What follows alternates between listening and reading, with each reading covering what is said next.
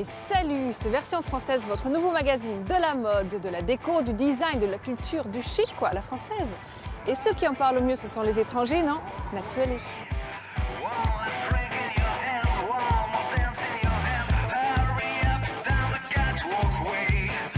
Notre invité aujourd'hui, c'est Julien Fournier, jeune prodige de la couture, parisien dans l'âme, mais au rayonnement international. Pour un week-end ou pour toujours, on a raidé Bordeaux, des adresses inédites, confidentielles et créatives. Focus sur l'histoire du kawaii, du cartable au hipster, cette invention incontournable et cocorico of course. Vivement demain, la relève du style arrive et nous inspire. Nous partons à la rencontre d'Amélie Pichard, superwoman de la pompe sexy et branchée.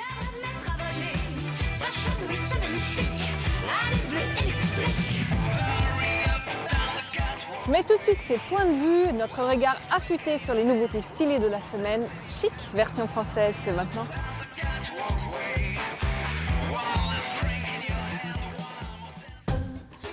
Un endroit pour aider les accros du portable à décrocher. Stop, on déconnecte. Laissez votre smartphone à la porte. Ici, tout est fait pour stimuler votre imagination. Faux écrans de cinéma, espace de méditation.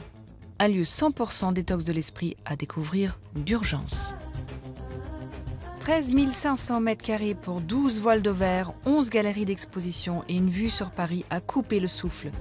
C'est un voilier paré pour explorer tous les sens, le dernier chef-d'œuvre de l'architecte Franck Gehry. Hissez les voiles, la Fondation Vuitton est prête à vous embarquer. Cette revue photo est née de l'obstination de deux femmes, Vanessa Van Zuylen et Elisabeth Nora. L'exigence et l'amour du beau, on en fait une revue purement photographique, avec des thèmes à chaque numéro. Notre coup de cœur va au dernier numéro, Africa. Longue vie à cette revue culte qui est déjà collector. Oui, c'est la vraie, l'original fidèle à l'uniforme des marins. La marinière, c'est forever et plus que jamais, elle a sa place dans notre garde-robe, fille ou garçon, été comme hiver. C'est l'indispensable de la semaine, que dis-je, indispensable tout court.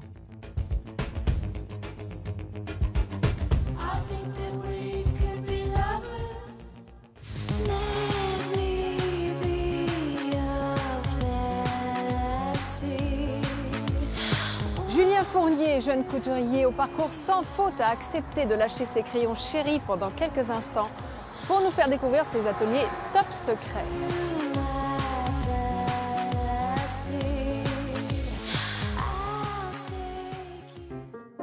Nous voilà au paradis, en plein cœur de Paris. Ici, nous sommes loin de l'avenue Montaigne et de son ambiance guindée. C'est dans ce quartier populaire que l'on trouvait des cristalliers, des fourreurs. C'est là que Julien Fournier installe ses ateliers. Après avoir travaillé chez Dior, Givenchy, Céline, collaboré avec Montana, Gaultier, le styliste ouvre sa propre maison de couture. C'est ici que ça se passe. C'est bien. À quelques semaines du défilé de haute couture, tout le monde s'active.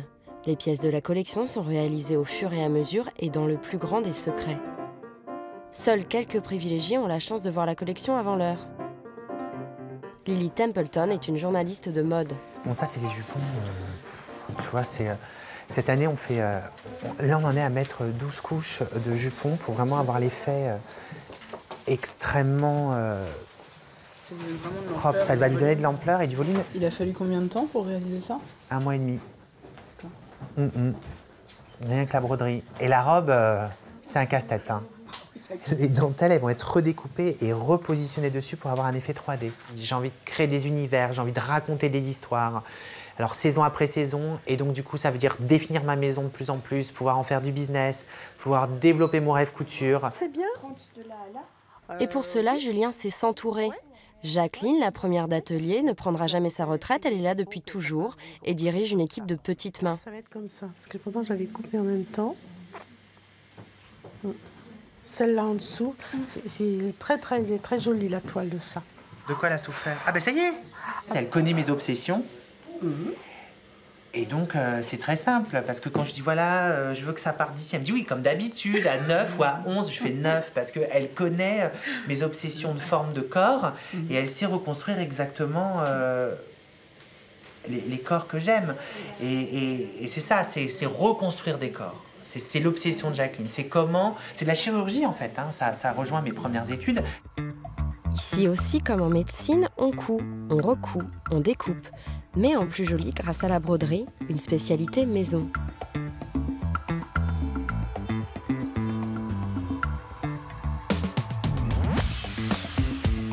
Julien enchaîne les rendez-vous, là c'est l'heure du brainstorming avec Johanna, sa photographe. Julien réfléchit aux images de sa prochaine campagne avec des références très précises et une idée du magnifique bien à lui. J'aimerais bien qu'à chaque fois, ça soit portrait de famille. D'accord. L'idée, c'est Ok. portrait de famille, si ça ne te dérange pas. Je veux 3 filles qui posent, qui sont assises, et avec un fond noir, et comme si elles sortaient du noir. Je veux plus du tout le côté trempe. Je veux vraiment le côté un peu Velasquez, où les robes noires, c'est pas grave, on lèche avec de la lumière, quelques détails, les visages qui sortent de nulle part, tu sais, ça sera magnifique. C'est des portraits. J'ai fait de la musicologie, j'ai fait du piano, j'étais presque tous les week-ends au cinéma, tous les week-ends aussi souvent voir des expos. J'ai eu cette chance d'avoir des gens autour de moi qui m'ont donné accès au savoir, à la création et donc à la liberté. Et à la liberté de pouvoir se définir et d'être en adéquation avec ce qu'on veut être. Et donc du coup, dès lors qu'on a des idées, c'est comme un Big Bang encore, créatif. C'est-à-dire que ça va être une histoire de manga qui va se mélanger à un Velasquez, qui va se mélanger avec un tissu qu'on a vu il y a 5 ans. Et puis, du coup, on va se dire comment on peut transformer tout ça dans le futur avec le Fashion Lab. Et puis tout ça, ça a des déflagrations et ça avance. Ouvre ton cahier quand on regarde ton cahier. Et puis, rendez-vous avec un ingénieur de Dassault Systèmes, un groupe industriel plus connu dans l'aéronautique que dans la haute couture. Aujourd'hui, on essaye effectivement de transposer l'essence de l'artiste à travers le meilleur de nos technologies. Cette même technologie qui sert à faire des avions, des voitures ou même des centrales nucléaires. Donc voilà, c'est pour vous dire le champ. Pour Julien, c'est la possibilité d'avoir un champ créatif, je dirais, augmenté. Il est déjà extrêmement créatif. Et donc, ce n'est pas lui mettre des contraintes, mais de lui libérer un champ créatif et toujours dans un délai de plus en plus court pour pouvoir jouer avec de la matière, pour pouvoir jouer avec des couleurs, avec des formes. Les créations de Julien Fournier sont un heureux mélange entre petites mains et techniques futuristes.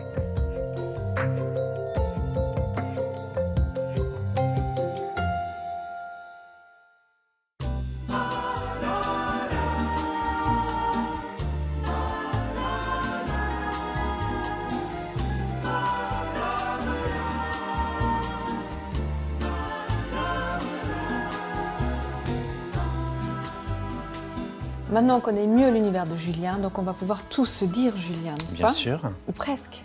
Oui, on peut tous dire. On a vu votre atelier, on a vu vos collaborateurs, on a vu votre entourage et on a compris une chose avant tout, que vous êtes un fidèle. Oui, je suis fidèle. Vous êtes fidèle à qui? À quoi exactement? Aux gens qui m'entourent, aux gens que j'aime, à ma famille, à ma création. Je suis fidèle à mes valeurs. Je suis fidèle à mes ateliers. Et je suis fidèle ouais, à mes amours. Parce qu'on a parlé tout à l'heure ensemble avant l'interview et vous avez mentionné la création locale. Alors, qui est voilà. très important pour vous. Pour moi, c'est très important. Le savoir-faire français, redorer les métiers de la main, c'est un peu mon grand rêve, hein, d'essayer de construire les usines du futur en France. Il faut savoir quand même qu'il y a beaucoup de chômeurs en France, Ouais. qu'il y a beaucoup de gens qui ont un savoir-faire. Et l'idée, c'est de se dire comment créer les usines de fabrication de mode de demain. Alors, est-ce qu'on ne va pas glamouriser ça avec les nouvelles technologies via le Fashion Lab? C'est ça le grand mot d'ordre. Donc Julien, vous êtes un des très rares créateurs à faire fabriquer votre collection prêt-à-porter entièrement en France. Et c'est un exploit. Alors, créateur, oui. Parce qu'en fait, on parle de jeunes créateurs en pensant à ma maison de couture.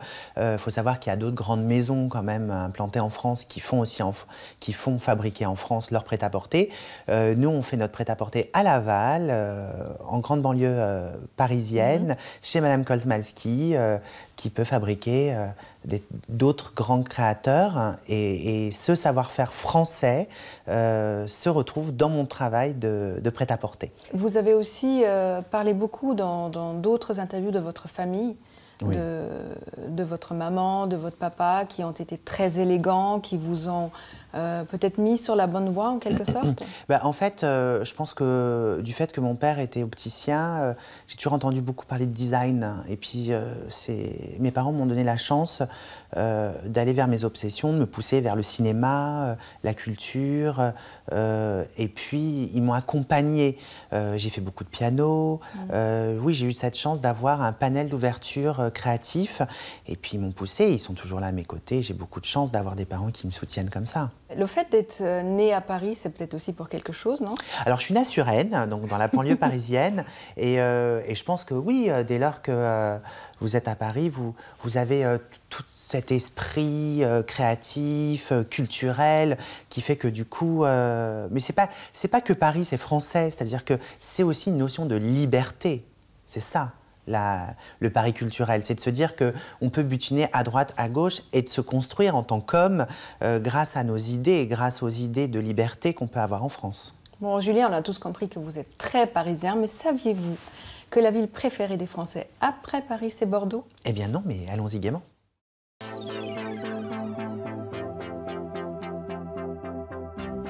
Spectaculaires la nuit, les transformations de la ville de Bordeaux sont empreintes d'un goût nouveau pour le design et l'architecture. Pour les apprécier à leur juste valeur, il faut se plonger dans l'histoire de la cité. Pour profiter de cette harmonieuse rencontre entre le patrimoine et le moderne, l'hôtel de la Cour Carrée se pose comme un lieu incontournable du design humain et chaleureux. C'est un petit hôtel de charme de 16 chambres qu'on a complètement rénové pour le retransformer et remettre en évidence ce qu'il a dû connaître à une époque, c'est-à-dire le charme de la pierre bordelaise. Et puis on a cherché à mixer ça avec une déco un peu plus moderne, contemporaine. C'est mon épouse et moi qui avons pensé un peu cette ambiance générale et qui est très proche de la maison d'hôte et d'un hôtel de charme où on se sent un peu comme à la maison.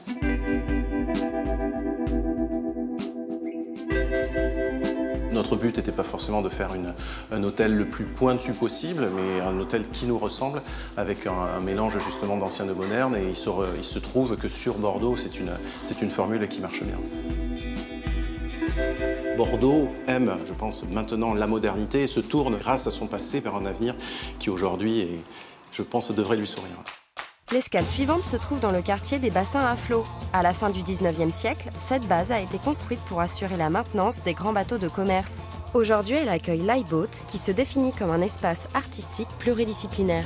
On se trouve sur un bateau qui s'appelle la Vendée et qui a été rebaptisé l'iBoat. On accueille du théâtre, de la danse, du spectacle jeune public, des expositions, des workshops, un restaurant, des cours de cuisine quelquefois. Voilà, c'est un lieu qui est ouvert à tous en fait. Et la nuit venue, l'iBoat s'impose comme le passage obligé de tout clubbeur qui se respecte.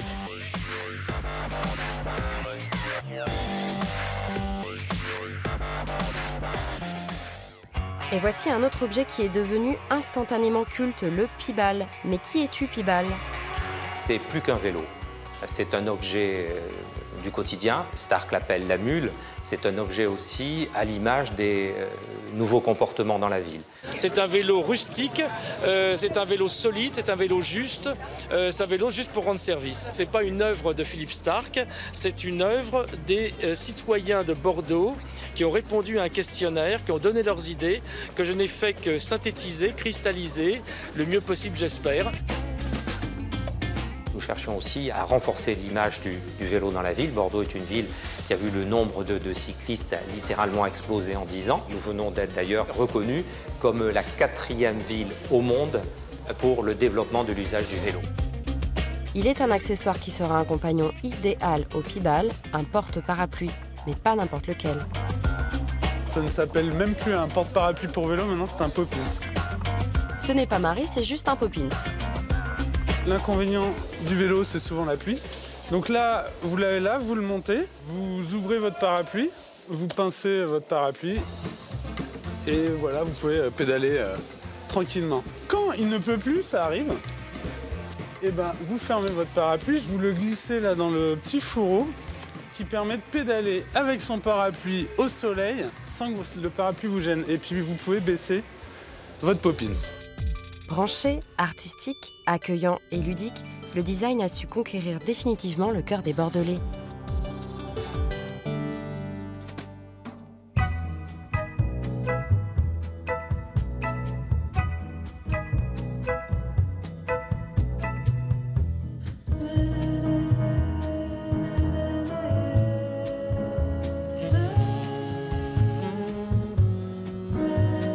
Moi, Julien, je suis sûre que vous allez vous précipiter à Bordeaux maintenant, non? Bah oui, surtout pour aller boire un petit coup. Bah oui. Julien, on va parler un peu de la prochaine collection, de vos inspirations, bien sûr. Oui, mais pas trop, on va dire juste un minimum. Oui, on va dire un minimum. Bon. Oui. Bah, je pense que l'avant-dernière collection, première initiation, c'était quelque chose d'extrêmement solaire, c'était un voyage en Orient. Et puis, c'était quelque chose d'assez léger, en fait. C'était quelque chose de léger, de lumineux. On avait besoin de luminosité. Puis moi, en hiver, je suis toujours plus sombre. Je suis plutôt toujours plus dark. Je fais partie de la génération des mangas, des super-héros et des films un peu effrayants. Et je pense que la prochaine saison va nous emmener dans une ambiance un peu plus sombre, comme si les ombres nous rattrapaient et qu'elles nous pirataient. Voilà, il y a donc des clins d'œil, il y a des films, évidemment. Je repense au film Légende, le premier film de Tom Cruise, où d'un coup, cette princesse danse avec son ombre et elle se transforme en espèce de femme comme ça, un peu dangereuse. Voilà, c'est comment magnifier l'irréel, le magique, le dangereux. J'aime bien l'idée. C'est quoi les 3 basiques de votre dressing? Personnel, personnel. Ah bah, une veste de smoking, une chemise blanche et un jeans. Et des bottes de motard? Ouais, j'aime bien l'idée. Donc Julien, s'il y avait une mode à ne pas suivre, ça serait laquelle? Mais je ne souhaite pas, en fait, être dans un diktat pour imposer qui je suis pour ça. Non, je pense qu'en fait, ce qu'il ne faut pas suivre surtout, c'est surtout de se dire qu'il faut s'amuser. Il faut s'amuser du vêtement. Le vêtement, c'est quelque chose de léger, c'est quelque chose pour se raconter, c'est quelque chose pour paraître, c'est quelque chose pour se déguiser, pour se mouvoir, c'est quelque chose pour se définir. Donc le vêtement, au contraire, il faut s'en amuser. La drogue légale de Julien Fournier, c'est quoi? Le boulot, hein. Ben ouais, je fais que ça. Ouais, d'accord. Un héros? J'en ai 2. Ouais, je crois que j'adore Dazzler, en fait, qui est une héroïne, qui était une héroïne de comics book, en fait, qui était capable de créer de la lumière sur son passage et de rendre les gens beaux. Donc je la trouve plutôt pas mal. Elle était toujours en patin à roulettes, plutôt sexy, un peu 70. Puis sinon, mon père, ouais, c'est un héros. Un leitmotiv, Julien? Se réinventer tous les matins et puis surtout rester en alerte et en boule, c'est-à-dire faire attention et en même temps être toujours prêt à comprendre les choses. Ce que vous détestez par-dessus tout? Je crois que déteste les faux-semblants et le mensonge. Ce qu'on peut vous souhaiter, Julien Fournier? Alors, que ça continue, déjà, que l'histoire continue, que je puisse encore raconter beaucoup d'histoires saison après saison, et puis peut-être de trouver des partenaires financiers qui vont comprendre qu'ils peuvent rentrer dans mon avion à réaction et partir vers d'autres contrées sur du long terme. Ça serait génial, pour pouvoir me développer, pour pouvoir encore plus rêver, pour pouvoir encore faire plus rêver les femmes. Je vous le souhaite et je nous le souhaite, Julien. Merci beaucoup. Merci à vous.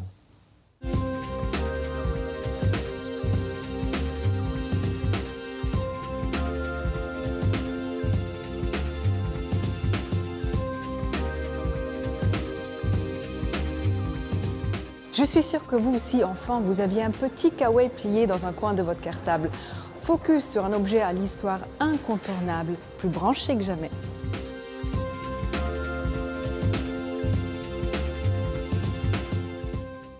Il y a les partisans du ciré jaune Petit Bateau, les sportswear Tecos en North Face et les inconditionnels du mythique Kawaii.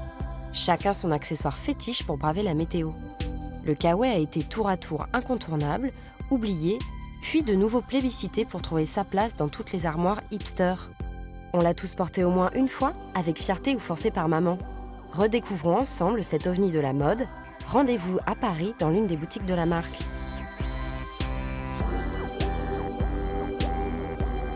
Alors le fameux Kawaii, c'est un coupe-vent imperméable.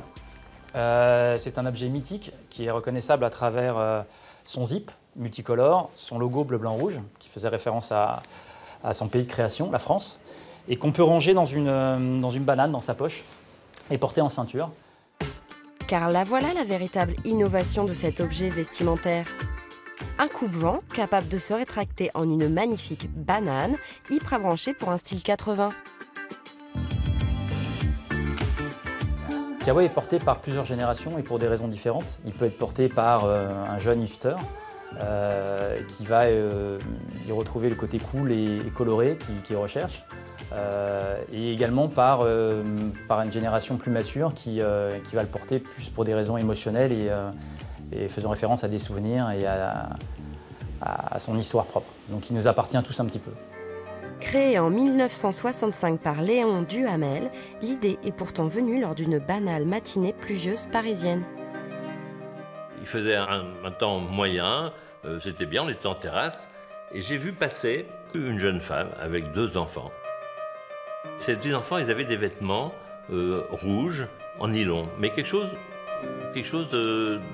d'original. C'est pas quelque chose que j'avais l'habitude de voir. Et j'ai pris mon carnet, je notais dessus petits vêtements en nylon rouge, c'est tout. Et puis un jour, ça m'est revenu, j'ai cherché sur mon carnet et j'ai dit tiens, il faudrait que je trouve quelque chose. Ainsi naît le kawaii. Il connaît très vite un succès fou pour son aspect ludique, pratique et bon marché. Un vêtement tellement notoire qu'il a fini par faire son apparition dans le Larousse. Patient, Kénotron, Koumis, Crown Prince, Kurde, kawaii, voilà. Kawaii, non masculin, non déposé, coupe-vent qui, replié dans une des poches prévues à cet effet, peut être porté en ceinture. Aujourd'hui, le kawaii se veut de plus en plus technique. Une coupe ajustée et des matériaux évolués. La marque a su trouver son public entre randonneurs et blogueuses mode. Il y a eu des évolutions au niveau des fittings, puisque on peut voir que sur une base de nylon, on a fait un volume un peu oversize, version kimono, qui est aussi développé sur une matière perforée, donc sur une impression laser perforée très très légère, ou encore avec une impression dentelle. Donc c'est un objet qui est devenu plus technique, mais également plus mode, plus désirable. Plus mode, grâce à des collaborations avec la marque Mage, ou carrément Néo Bling Bling avec Versace. Un objet mode qui se plie et se replie à toutes nos exigences et à toutes les tendances.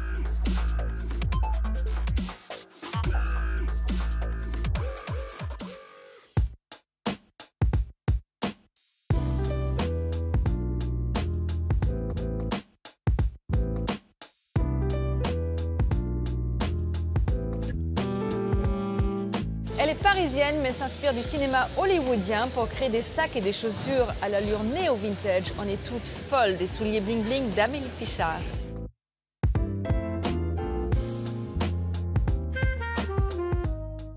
Dans le fond d'une cour pavée de Paris, on a été rencontrer la créatrice Amélie Pichard. Bonjour. Je m'appelle Amélie Pichard. Je fais des chaussures et des sacs depuis 5 ans à Paris. Des chaussures sexy, portables, pour tous les jours, pour toutes les filles.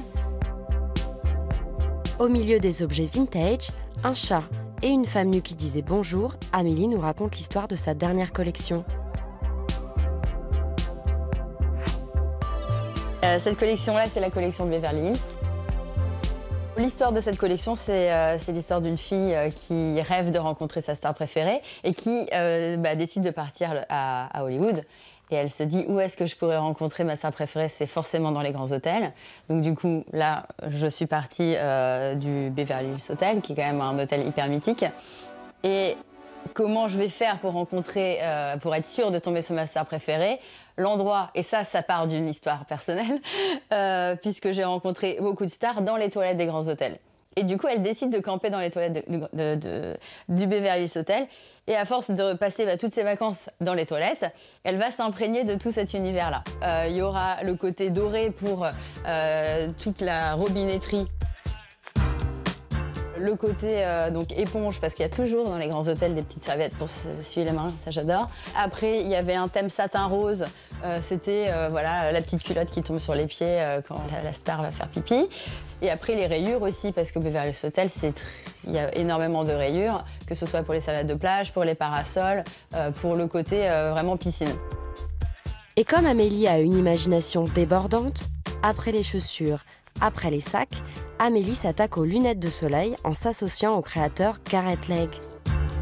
Alors j'ai fait une collaboration avec Garrett Lake, donc qui vient de Los Angeles. L'idée c'était de confronter les deux univers, la parisienne et le mec cool qui vit à Los Angeles.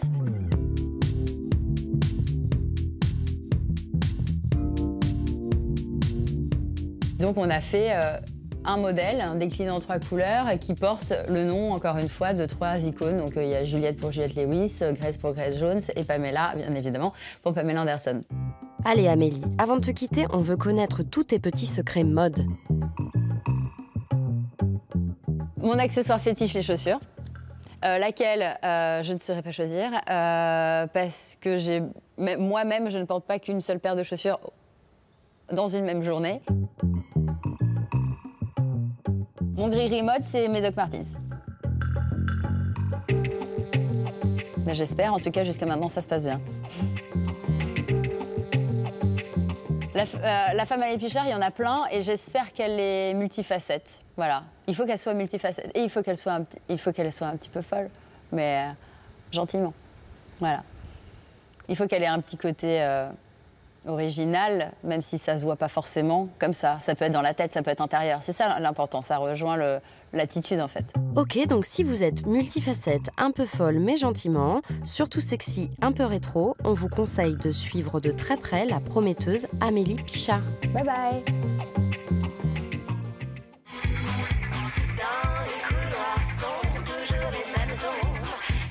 Version française, c'est fini pour aujourd'hui, alors soyez chic toujours et retrouvez-nous la semaine prochaine. Bleu